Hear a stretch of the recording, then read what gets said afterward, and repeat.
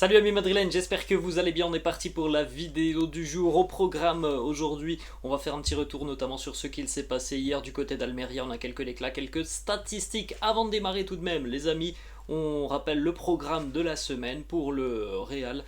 Une affiche cette semaine pour les merengues, ça sera samedi, deuxième journée de Liga. Encore une fois d'ailleurs, ce match se jouera à 22 h.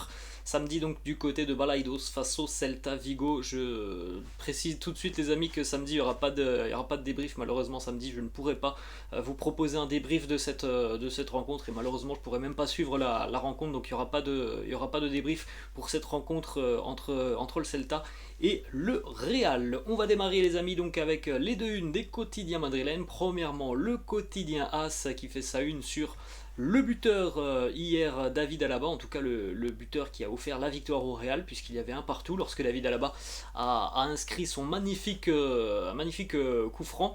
Et le quotidien AS met encore une fois l'accent sur cette remontada du Real Madrid. On avait l'impression de voir voilà, ce que l'on a vu assez régulièrement la saison passée, une équipe qui parfois démarre mal, mais qui par la suite revient et fond tout simplement sur son adversaire. Ensuite, le quotidien Marca qui lui titre El Madrid de siempre, le Madrid de toujours, le Madrid que l'on connaît encore une fois.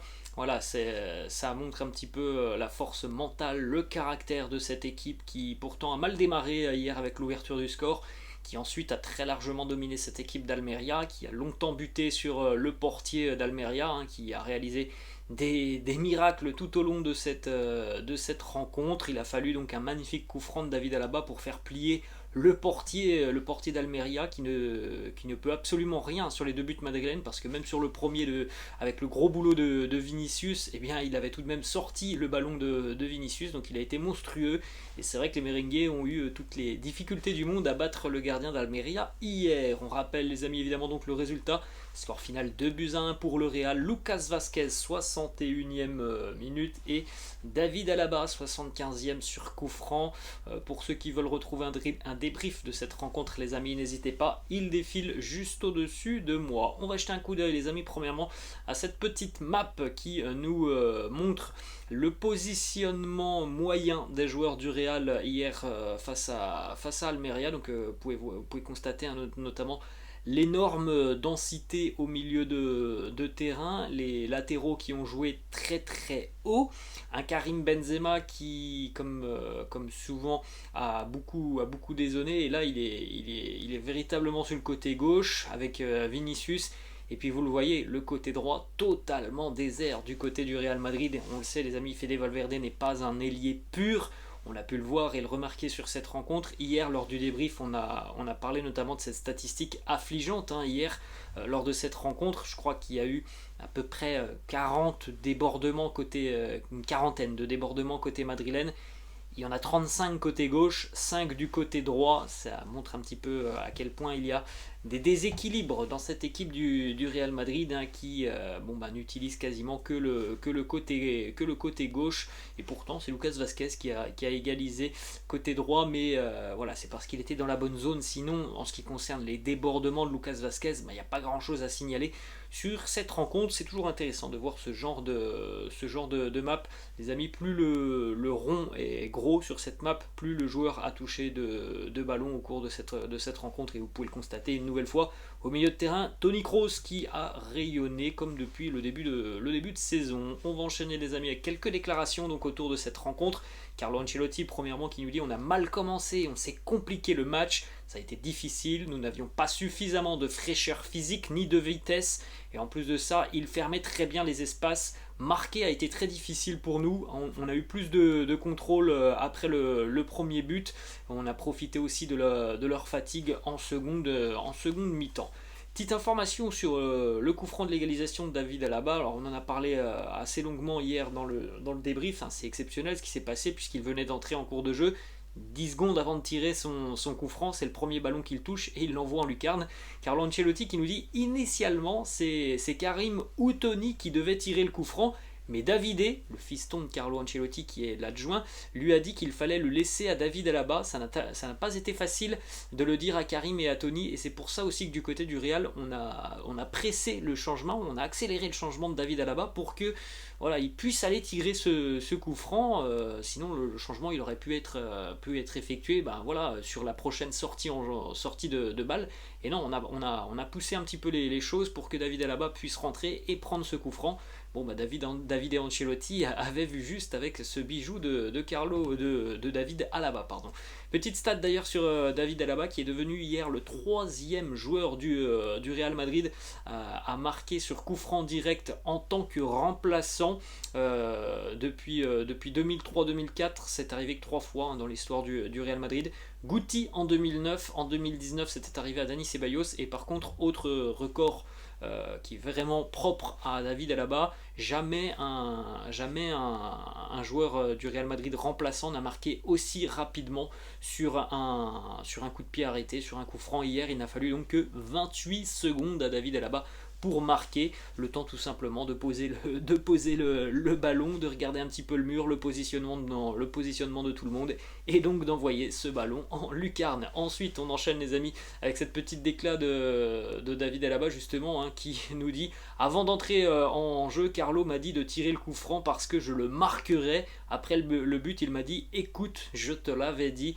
Moi en tout cas j'ai vu des séquences sur les réseaux sociaux où on voit justement lorsque que David Alaba est sur le terrain, en tout cas sur le côté, lorsqu'il s'apprête à entrer en jeu à côté du 4e arbitre, on voit Carlo et Davide Ancelotti venir lui parler et lui dire voilà, c'est à toi de le prendre celui-là et tu nous le mets au fond. Ensuite, on enchaîne les amis avec quelques déclats de Carlo sur Eden Hazard qui est entré donc en seconde mi-temps. Carlo qui nous dit premièrement: Hazard a très bien travaillé aujourd'hui, surtout dans les petits espaces, il s'entraîne bien.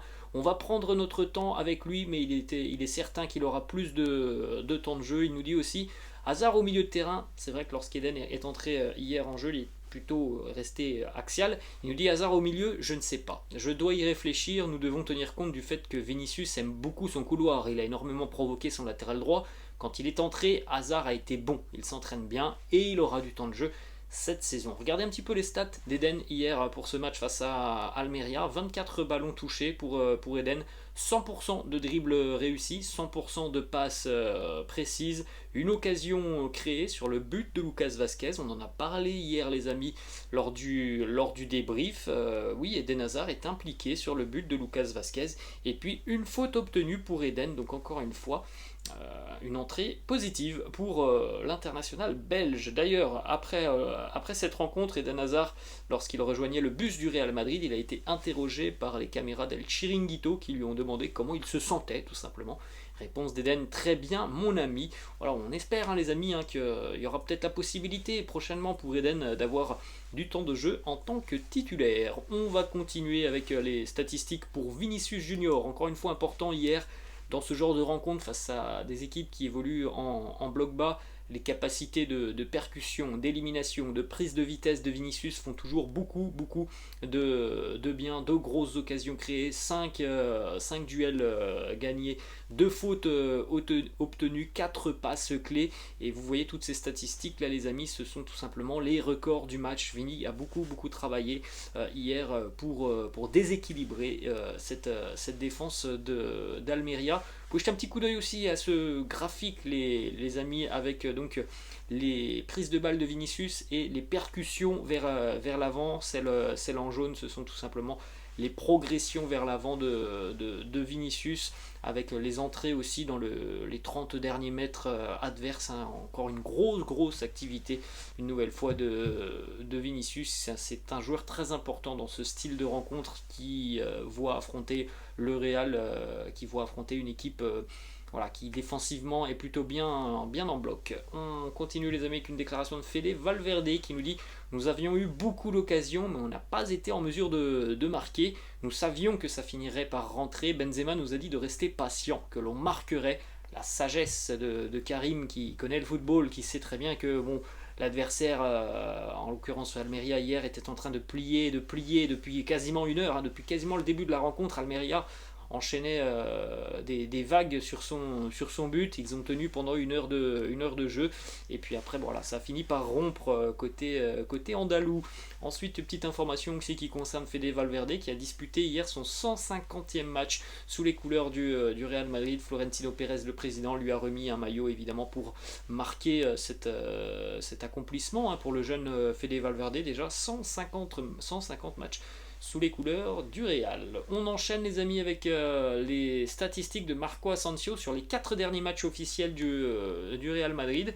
Alors ça va pas être compliqué, 0 minutes, voilà, tout simplement. Almeria, l'Eintracht, la finale Ligue des Champions face à Liverpool. Le dernier match en Liga aussi face au Betis, c'est 0 minutes pour Marco Asensio, donc bon, c'est compliqué pour lui. On a l'impression que Carlo Ancelotti essaye de lui faire passer un message. Carlo, en conférence de presse hier, il a été interrogé justement sur Marco Asensio. Il nous dit, comme je l'ai déjà dit, Asensio est un joueur du Real et tant qu'il le sera, je le considérerai ainsi et il jouera. Il ne faut pas oublier sa saison dernière, son temps de jeu et ses buts. C'est un joueur important, mais il faut attendre le 31 août. Voilà, ce genre de déclaration, ça veut tout simplement dire que s'il faut attendre le 31 août, ça veut dire que voilà, Carlo Ancelotti ne compte pas forcément sur Marco Asensio. On poursuit les amis avec une déclat de Carlo Ancelotti par rapport à Tchouaméni et Camavinga alignés en tant que milieu de terrain hier. Bon, on va pas se mentir, ils n'ont pas forcément marqué des points, surtout pour Camavinga parce que Tchouaméni c'est encore différent, il est toujours en pleine période d'adaptation.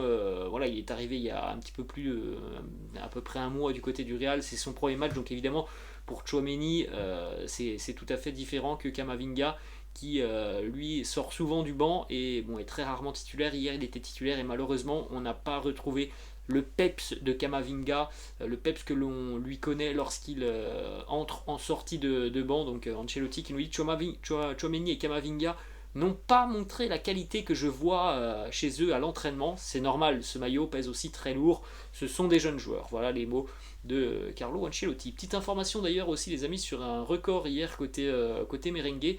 4 Français étaient titulaires hier pour le Real, Camavinga, Tchouaméni, Benzema et Ferland Mendy. C'est une première dans l'histoire du club merengue. Jamais ça n'est arrivé d'avoir autant de Français sur la pelouse et surtout titulaires. On va terminer les amis cette vidéo avec une petite information. Ce midi c'était la reprise de l'entraînement. Pas de jour de repos aujourd'hui pour le Real. Donc reprise de l'entraînement à midi. Évidemment on prépare le match de Vigo samedi, donc il y a eu pas mal de travail physique, travail aussi évidemment avec le ballon, des exercices de pressing, de possession, frappe au but.